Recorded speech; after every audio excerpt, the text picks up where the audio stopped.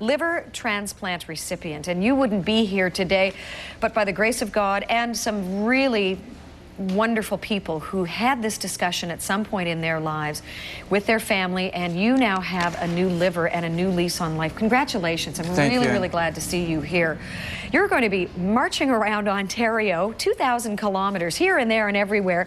Why are you doing that, and what do you hope to achieve? Well, I'm doing that to acknowledge the act that the family did to make that life-saving decision for me. So you're saying thank you to various communities across the province? And all the donor families that did that. I don't think there's enough acknowledgement made towards that.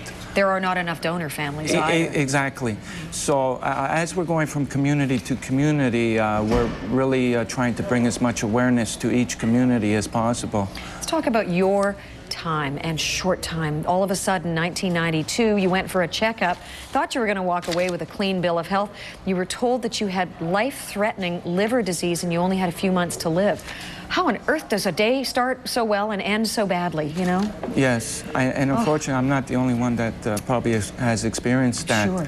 You told me before we began this interview that you were lucky enough to get on a waiting list for transplant. Yes. Why would you be just lucky enough to get on a transplant Well, list? sometimes the nature of the disease will prohibit somebody from even being eligible for a waiting list. So that was step one. You're on the list. How long did you wait until a liver came in? 9 months. Actually, in 1994, my doctor called me to the office and she said, I got some bad news and some good news. The good news is that you're going on the waiting list. The bad news is that you won't be seeing Christmas. You only got a couple of months left to live. So what's that like, knowing that what you're waiting for means that people have had to discuss this, and it means that a life has to be lost as well? But it's really the importance of organ donation in this discussion. You're waiting for other people to take charge of your life, in a sense. Yes, exactly. Well, first of all, what I would strongly encourage people not to give up hope.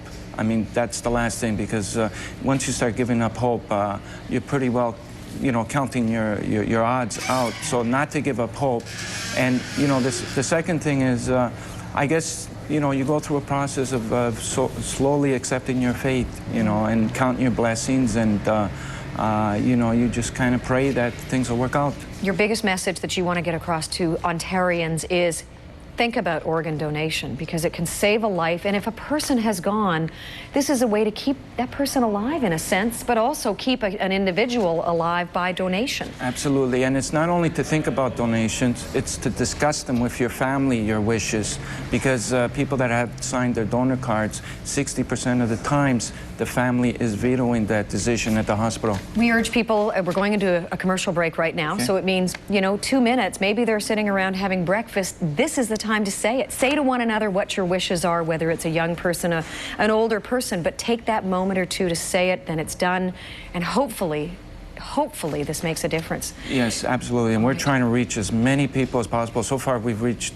over 100,000 people as we're going from community to community. Glad you're alive. You're off to Hamilton now. Thanks for stopping here this morning. Okay, thank you very much. Thank you. We're going to take a break. We'll be back. Stay with us.